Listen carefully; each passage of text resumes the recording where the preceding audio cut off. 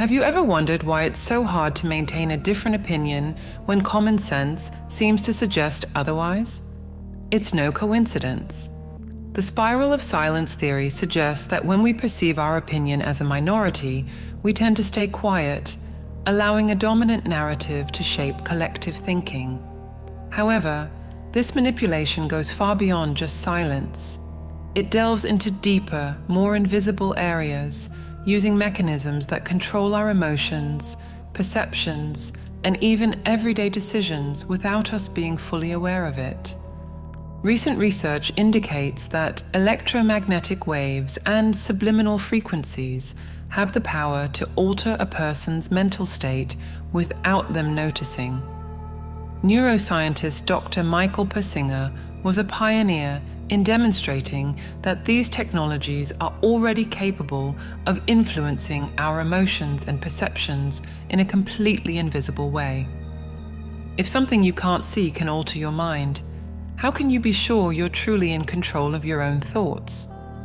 This issue becomes even more unsettling when we look at the economic impact of this phenomenon. Companies spend millions on neuromarketing, a science designed to manipulate your purchasing decisions before you even realize it.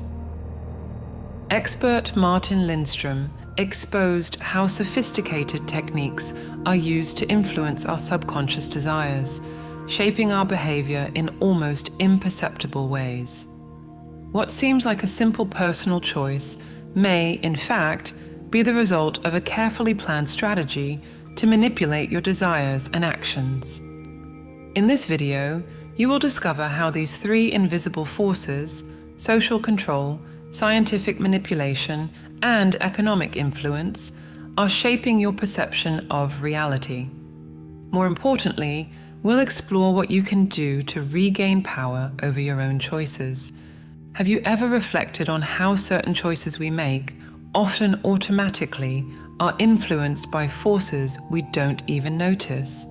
Whether it's choosing a product, following a trend, or adopting an opinion on some global issue, we are almost always being guided by invisible processes. One of the people responsible for uncovering these techniques was Edward Bernays, known as the father of modern propaganda. Bernays, the nephew of famous psychoanalyst Sigmund Freud, used Freudian psychology principles to influence the masses. He believed that by understanding the human mind, it was possible to strategically and consciously shape public opinion.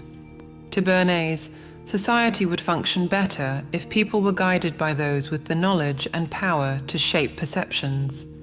Based on this belief, he developed methods that are still used today to direct collective behavior. He introduced the idea that propaganda could work subtly, leading people to make decisions without realizing they were being manipulated. A classic example was the advertising campaign that linked cigarettes to female empowerment. In the 1920s, smoking was a male symbol, and Bernays was responsible for associating smoking with freedom and independence for women. This movement not only changed the tobacco industry, but also transformed social perception of women smoking. These techniques make us deeply reflect on our daily choices. How many of our decisions are truly conscious? What defines our perception of freedom or desire? Are we responsible for our choices, or are we merely reacting to a narrative that has been implanted in us? The connection between Bernays' work and contemporary social control is clear. While propaganda continues to shape opinions, the sophistication of the techniques has expanded into areas like neuromarketing, which will be discussed later. What Bernays began with propaganda has evolved into something much more subtle, yet more invasive. The crucial question is, can we regain control over these influences, or are we already deeply immersed in a spiral of manipulation? Imagine that your emotions, thoughts, and deepest perceptions could be altered by something you can't see, feel, or directly identify. This was the area of study for Dr. Michael Persinger, a neuroscientist who explored how frequencies, imperceptible to us, can manipulate our minds in subliminal ways. His studies opened the door to a new understanding of how the human brain responds to invisible stimuli, raising a series of concerns about the large-scale use of these technologies. Persinger conducted experiments using extremely low-frequency waves to induce certain mental states, such as fear, calm, or even the sensation of a spiritual presence. He demonstrated how subtle electromagnetic waves can manipulate brain functions, creating specific emotions without the individual's awareness. These studies pioneered the idea that human perceptions can be manipulated through technology in ways that challenge our notion of free will. The most disturbing question here is the potential for these discoveries to be used for mass control purposes. If these technologies were widely developed and disseminated, who would control their use? Governments? Corporations? Could a society be created where those who possess this technology manipulate our emotions, decisions, and even thoughts on a large scale? The implications are profound, especially when we consider current technological advances. Today, there is already evidence that forces like digital propaganda, combined with psychological manipulation on social media, are influencing our decisions in increasingly subtle ways. The use of algorithms and artificial intelligence, for example, to personalize ads or recommendations on digital platforms has already demonstrated the ability to shape our buying behavior and even our political beliefs. However, these technologies represent just one piece of the puzzle. Persinger warns us of something greater. Invisible control may not be limited to advertisements or purchasing. It can go further, influencing our most intimate emotions, fears, and hopes without us even realizing it. When we think of mind control, one of the most disturbing images that comes to mind is brainwashing. While it may seem like something distant, used only in totalitarian regimes or extreme situations, Robert Lifton, a psychiatrist and researcher, revealed that this type of psychological manipulation might be more common than we think. Throughout his career, Lifton documented how prisoners of war and victims of oppressive regimes were subjected to conditioning processes that altered their beliefs in an almost irreversible way.